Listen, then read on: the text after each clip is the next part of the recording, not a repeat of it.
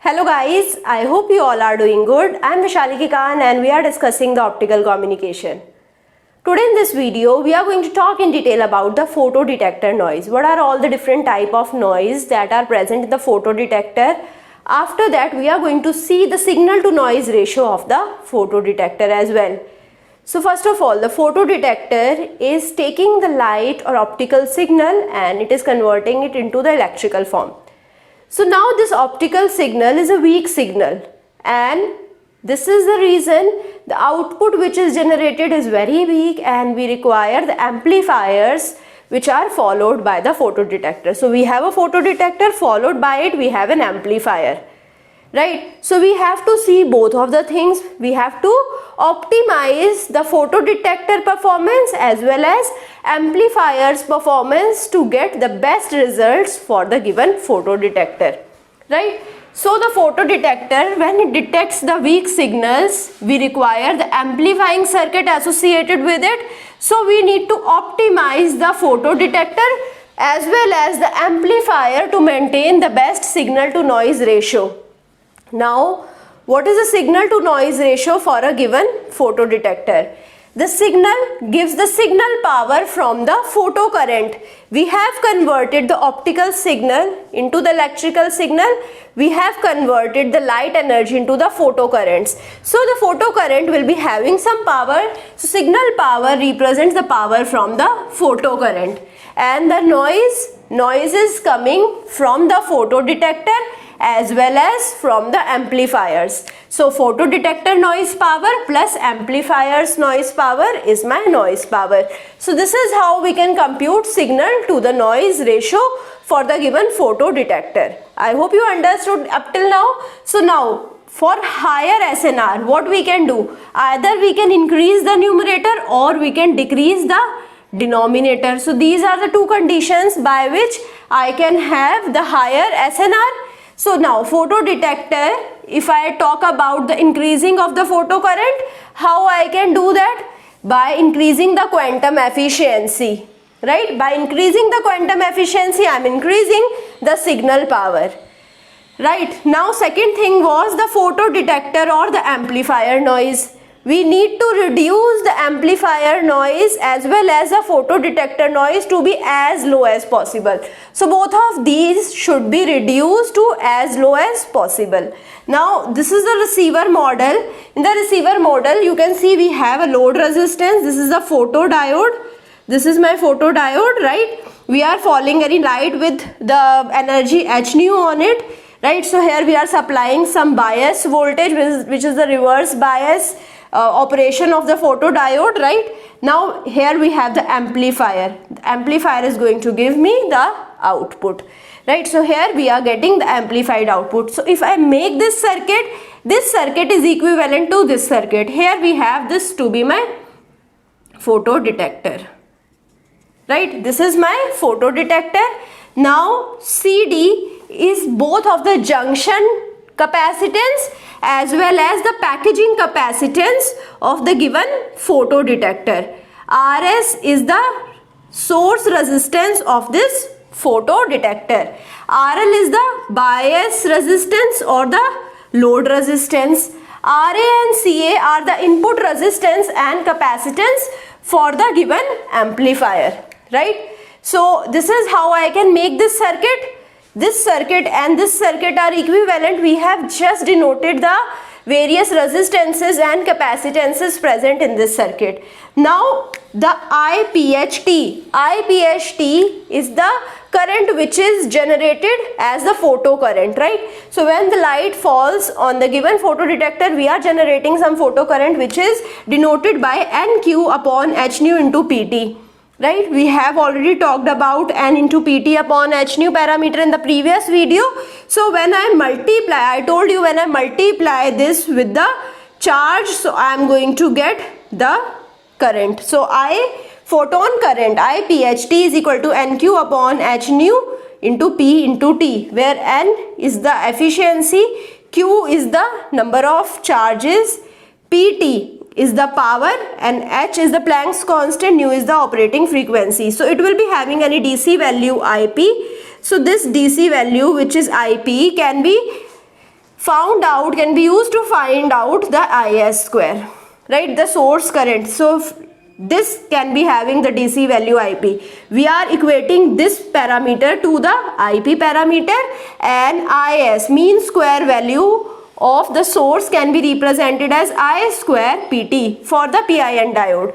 For the PIN diode, I don't have any multiplication factor, any gain would not be there, so simply the current will be equal to I square PT, mean square value of P current, right, the DC current. But in the avalanche photodiode, we are multiplying it with the factor m square. I square PT is multiplied with the factor m square as well. So now here the noise will be having the quantum noise, dark current noise, and the surface leakage current noise. So we are going to talk about all three of them. What are these noise and how we can mathematically parameterize all three of them. So we are going to talk in detail about the quantum noise, which is also called the short noise. After that, the dark current noise, then the surface leakage current noise, and at last we are going to talk about the thermal noise as well. So let's start with the quantum noise. Quantum noise, as I already told you, it is also called the short noise, and it generates due to the statistical production and collection of photoelectrons. What happens? When light falls on the surface of the photodetector, it is generating the electrons.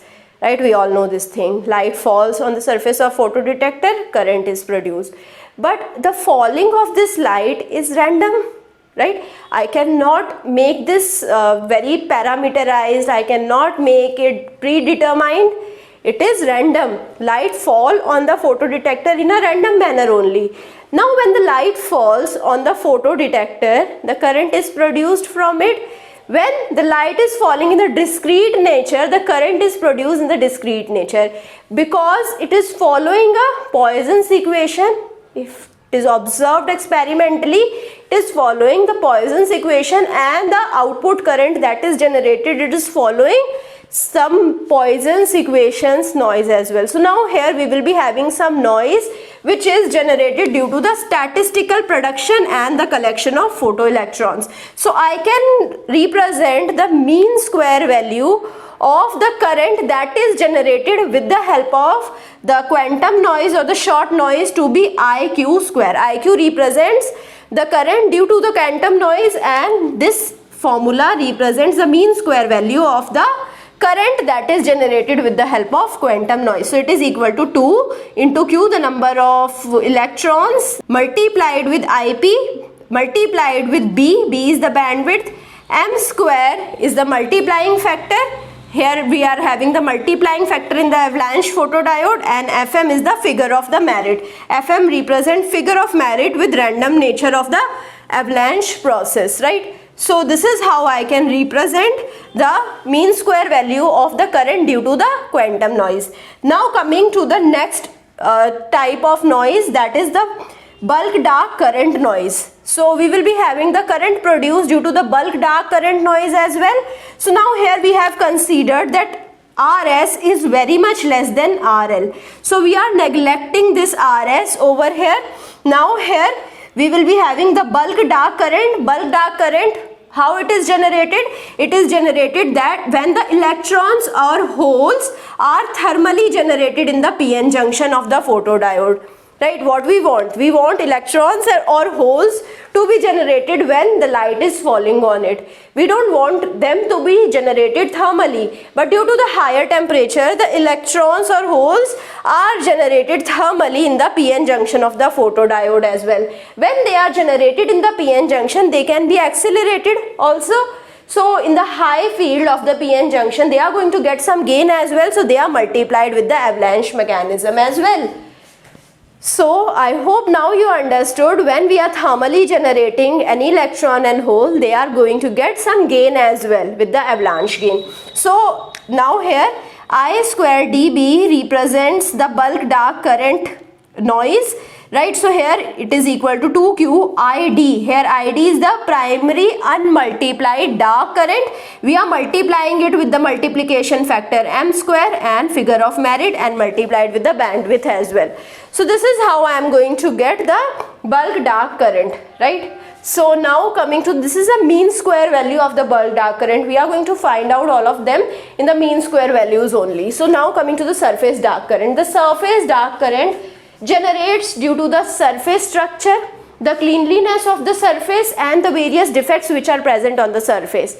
So now the surface dark current can be represented as IDS square. This is the mean value of the surface dark current, which is equal to 2Q into IL into B, where IL represents the surface leakage current. We are multiplying 2Q with the surface leakage current with the bandwidth, and this is how we are getting the mean square value of the surface dark current. So now the total photodetector noise current would be equal to IN square will be equal to IQ square plus IDB square plus IDS square. So what was IQ?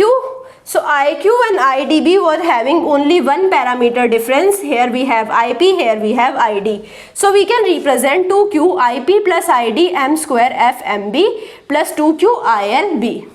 Now here we have considered the RA is much greater than RL. So this is much greater than RL. So two conditions are there.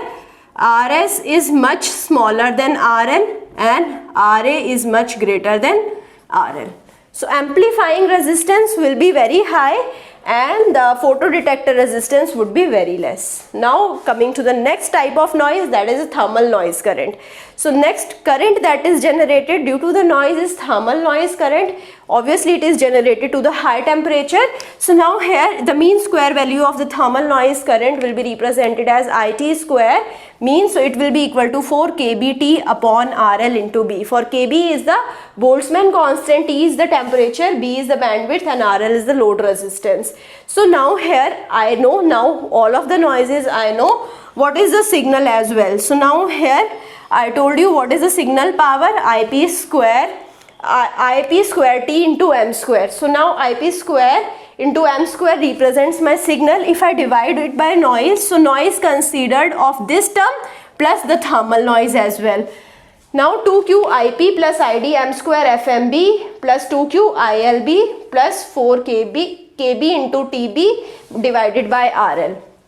So now we have multiplied signal power with the M square because here we have considered the avalanche photodetector. Now the quantum or the dark current noise are multiplied with M square into FM because here they are amplified with the help of the gain of the avalanche photodetector, but the surface leakage current is not affected by the M square. So here you can see here we have not considered the M square into FM parameter because it is not affected by the gain of the photodetector. But here in this case, here we have multiplied because the quantum and the dark current noise are dependent upon the gain parameter as well. So now how to find the optimal value of M? How to get the optimal value of M?